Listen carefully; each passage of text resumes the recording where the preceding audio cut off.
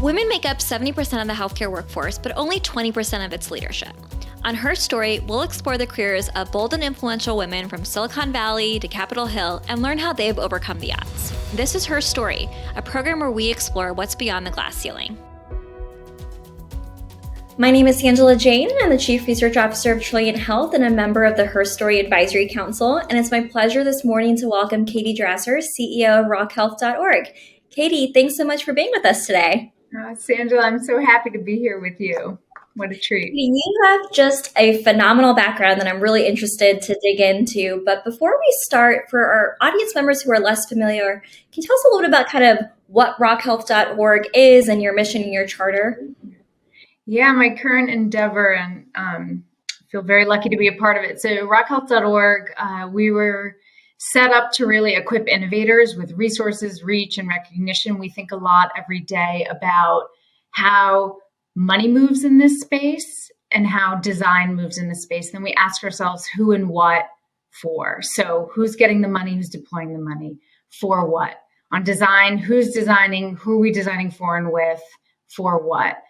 And trying to figure out, are we actually doing as best as we possibly can in reaching folks and having an impact in bringing new and different leaders to the table. And then we have our convening power, which is sort of the flywheel of those other things, and leaning into the power of community to make all kinds of change happen impossible. So I get to come across people like you every day, which is one of the biggest joys of the work. Yeah. Well, what our audience may not know is that, I don't want to say you're relatively new, but how long has it been since you took over as CEO now?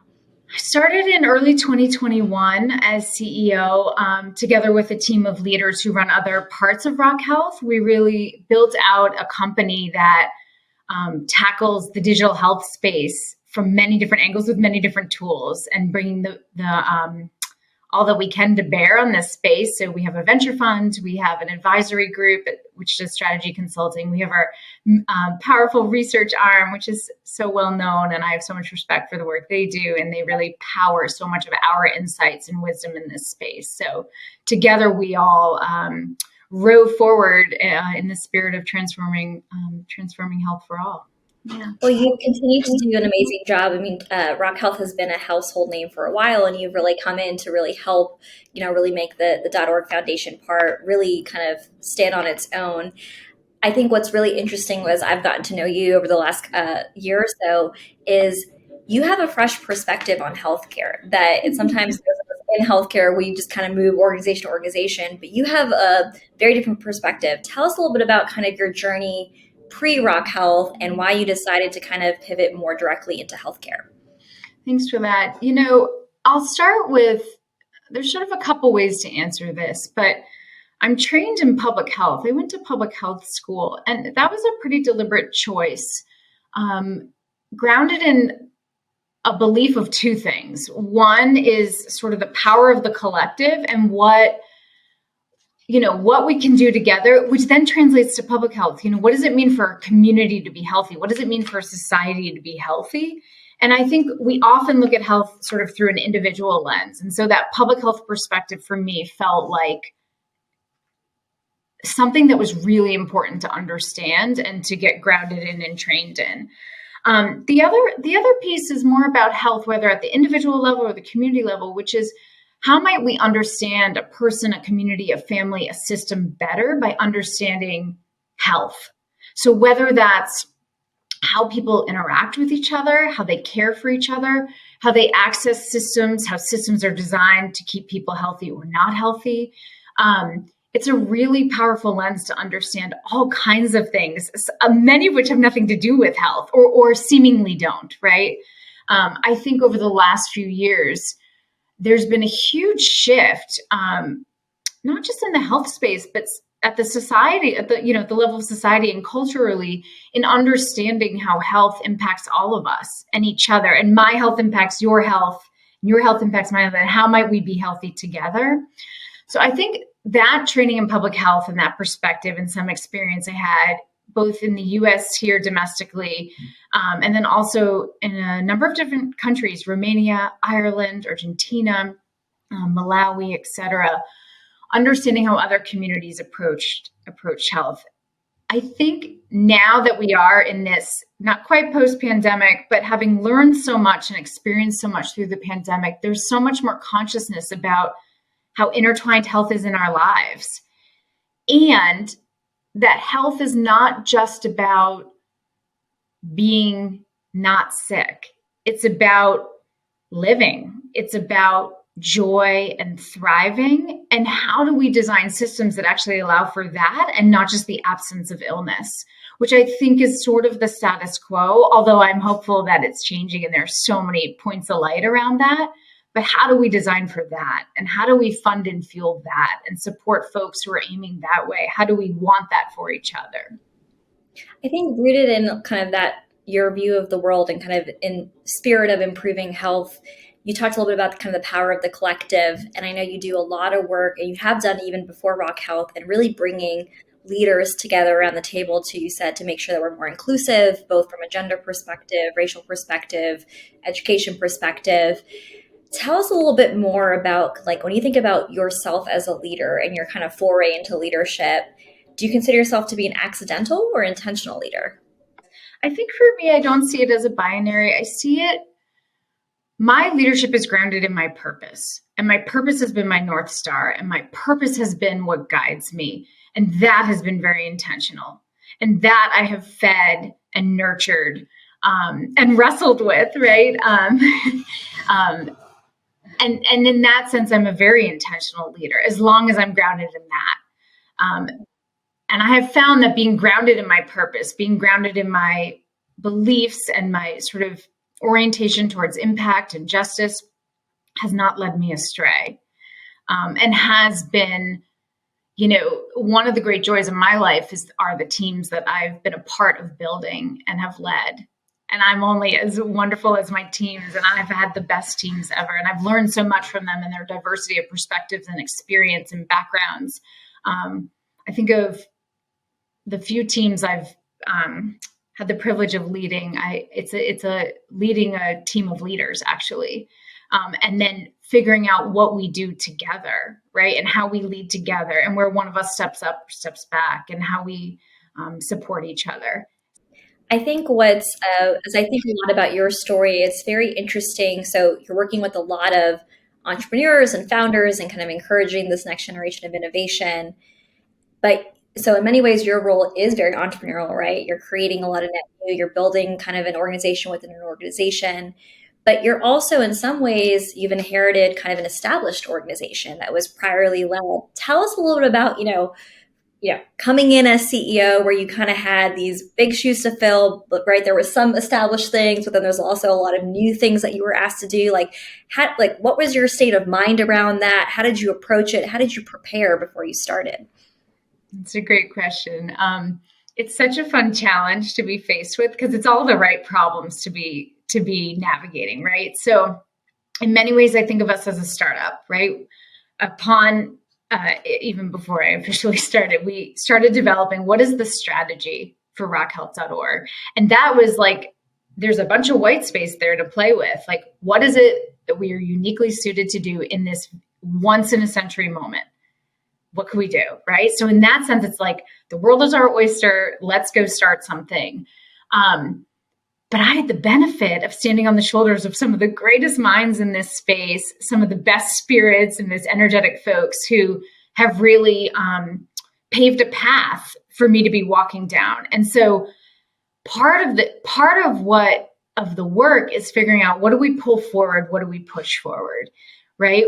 How do we take the responsibility of our reputation and grow it? How do we take the responsibility of our resources and community and invite others in and acknowledge our history? And that sort of continual dance. And part of how we navigated that was actually by not just like staring at each other, but our strategy was informed by over 100 leaders that we interviewed in this space to figure out, if we are an ecosystem player, if we are an ecosystem convener, then we better serve the ecosystem. Then we better be lockstep with our network and our future network, right? Like what we imagine our future network to look like. And so it was informed by that.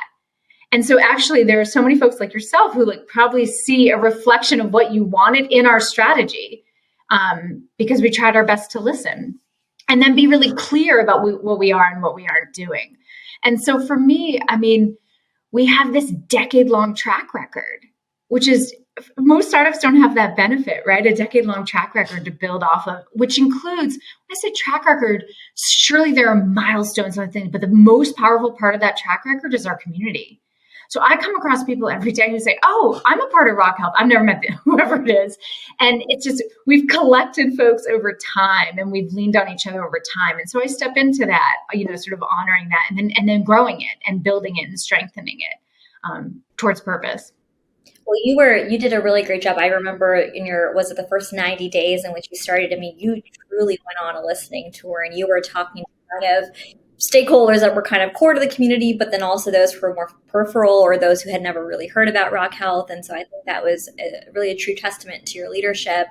I'm curious, as you kind of take a step back and reflect, a little bit more than a year and a half into the role, what new things have you learned about yourself going through this journey?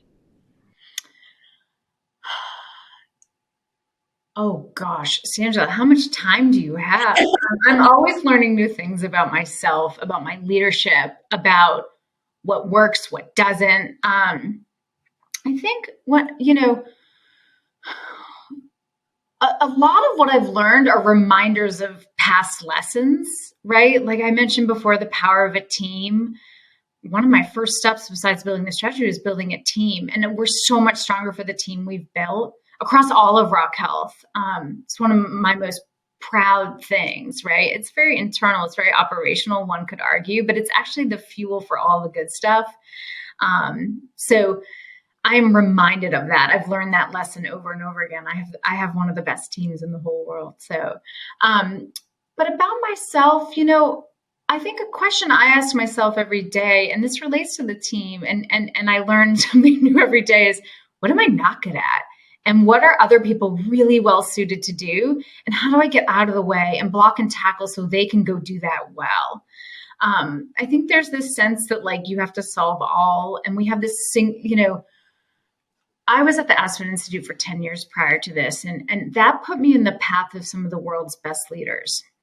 That was the best part of the job, right? I had a front row seat to, a range of leadership.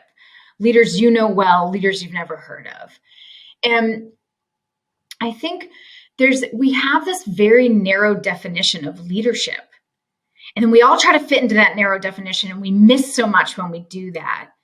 And so I think for me, part of that trap is thinking you can actually do it all and solve it all. I'm under no illusion. You can ask my team. I'm under no illusion that is the case. But the trick is figuring out, okay, where am I in the way? Where are others well suited? And then on the flip side, where am I uniquely suited to add value in this moment? Where do I need to step up? Where do I need to play a role that I'm better at than the rest of the team, right? And so really being clear with ourselves, with myself, and then with our team and with each other on what that looks like. And then given our role in the world, out in the community, right? So with our network, where are we well suited? Where am I well suited? Where do we lean on another organization or another leader to and we'll draft them. We'll be right behind them, supporting them. That for me is like a constant lesson and thing I pay attention to. And I will say, as a nonprofit, we have the fortune of competition is fun. I don't think of it. We're in such a competitive space, this digital health space. I don't have to think about that as much. What I have to think about is who's going to have the most impact, when, how, where, and how do we support each other to do that? And so that is so refreshing, and that forces this question every day. Something that I have been learning indirectly through you is kind of some of the differences in leading a nonprofit versus a for-profit organization. And I'm curious if you have discerned a couple of key differentiators that you think leaders need to keep in mind on the nonprofit side that are maybe different, or advice you would have to individuals who are seeking to pursue a leadership role in a nonprofit environment. There's sort of two things. One is a nonprofit is just a legal structure. And one of my hopes as leaders is that we get more expansive in what that means, so that we can describe these things with richer language than just our legal structure. So for me, it's really leading with purpose. And there are tons of for-profits that do that. There are tons of nonprofits that don't do that. And so when I think about purpose and impact, that's where sort of being more expansive about competition becomes community, right? Impact becomes your North Star. And surely you need revenue to get there, right? We all need that. Everybody needs net income, revenue, however you want to call it. And I think for us, it's then making sure that revenue matches purpose, matches impact, and actually is right sized for our team, for our capacity. Not too little, not too much. I think getting that right. And sometimes that's a bit counter to like, being in this VC space of, massive ambition, unicorn status. We don't necessarily need to be gigantic. I actually think that could be a disservice to the field. What is the right size for the impact we want to have? And being really clear about that. And I think that then translates to all purpose-oriented organizations, but also more specifically to nonprofits. I think that's very well said and really aligns with what you said earlier about just kind of knowing strengths and goals and purpose, right? Like you don't have to just kind of follow the bandwagon and, more is not necessarily better. Or, That's right. How you think about growth is very unique. So zooming out then from kind of the work you're doing currently, as you really think about your leadership journey and your career, I know you have many more chapters to write, but, being a female leader is also, leadership is hard on its own, but being a female on top of that, presents some unique challenges. I'm sure you have many stories, but are there any, moments in time that come to mind where you felt like you were particularly challenged because of your gender? I'm sure there are more than I am even aware of, right? What are all the things that happen when you're not in the room, et cetera? I know for a fact, so here are a couple of facts. I know I've been paid massively less than male counterparts. That has a huge impact on my life now that I'm a parent. Income is not just about it's not to go lead this frivolous life. It's actually to equip yourself in all kinds, support yourself in all kinds of ways, right? And so without the right support as a parent, it actually has career limiting impacts. So when I think about that over time, I mean, that's a huge one.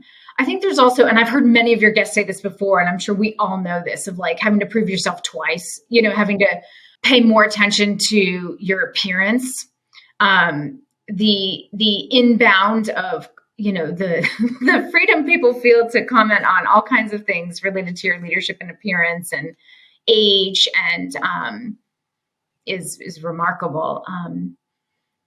I will say, I think there's a flip side to it, which is I am in community with a lot of female or folks who identify as women leaders, and to me, there's such an expansiveness I find in that community that buoys me far more than kind of than tacking or being dragged down by the status quo or by responding to some of the gendered stereotypes. Those gendered stereotypes are so real.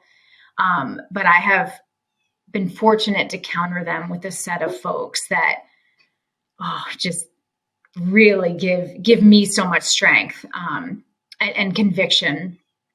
Katie, I have so many more questions for you, but I know we're hitting up on time. So I'm going to kind of distill it to a handful of last final questions. So on your last point, I am actually really interested in, you really have been someone who's a champion of kind of not just go for the flashy, the loudest leader in the room or, the most publicized organization, right? You really try to bring leaders and organizations from all over, and to your point, the ones that you maybe have not heard of before. Right. How do you actually go about identifying and finding those leaders and getting connected to them and bringing them into these circles? Because so much of what you and I bonded over in the early days of us getting to know each other was kind of these cliques and niches and silos in healthcare, right? Like I'm in DC and there's kind of a health policy circuit, and I kind of feel like, I don't know much about the digital health world on the West Coast. And, how do you think about breaking some of those silos and bringing some of these new voices to the table?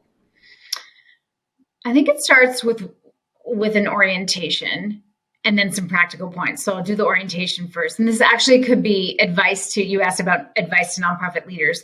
You could draw a link to that too. So the orientation is and this is, again, not new. Heather McGee and others talk about this a lot, but an abundance mindset.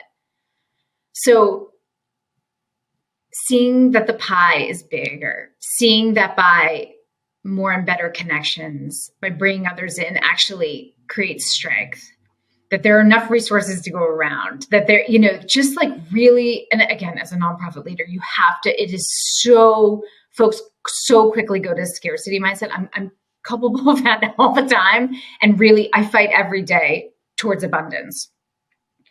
When you have that orientation, then thinking about how do we expand our network? How do we find folks who are not networked in? How do you do that? To your question, there are so many tangible and tactical ways. One is, how do you democratize your processes for connection, right? So we run a conference, the Rock Health Summit. It's a gathering. How do we democratize what it looks like to get a free ticket if you can't afford to come? When you think about your network, who's the last person you cold outreach to connect with them? Especially if you have resources and perceived a real power. How do you do that? Have you done that lately? And I think we can all be better at that. You hear someone at a conference, or you hear someone, you're sparked, reach out to them, connect with them. How might your network, the nodes of your network, shift and change for doing that? Thinking about all kinds of processes, whether it's hiring, fellowship nominations, due diligence on investments. How do you make sure that folks who aren't networked in know how to access and reach you and apply or be a part or have a fighting chance? Really interrogating every process you have internally at an organization, and then practically as a person, being open to those cold connections. You just never know. And it might be it goes nowhere. That's okay. That happens. But it might be that so much comes of that and actually brings someone into your network and you into their network. And so I think there are a lot of practical ways to do that, but interrogating every point of interaction at your organization or the way you move through the world, and asking yourself, how might I reach folks better and how might folks reach me? I think is important. Yeah. That's really well said. I think the pandemic really also changed how we think a lot about that too. And so it's really interesting to think about what all the unique ways where you can think about expanding those networks and be more intentional about it. Okay, Katie, so final question. What advice would you give your younger self? There's so much advice I give my younger self, but one of them would just be to trust that it will all work out. I think especially as women, I know for myself, I worried a lot, like, was this all going to add up? Would it all add up to something that made a difference?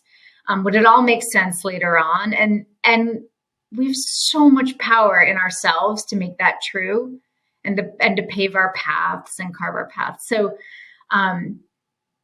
being a little less hard on myself, and trusting that it would work out. I don't know that it has worked out yet, but I see the path, and I'm really proud of the path, the journey. Well, from outside looking in, you've just, in the stint of your career that I've gotten to know, I know that you're doing incredible work, and the industry is lucky to have you with all your leadership, and we're excited to see what you continue to accomplish. So it really is a privilege to know you, and really excited about all the things that are ahead for rockhealth.org and your career. So thanks so much for being with us. Thanks, Sanjula. I appreciate it.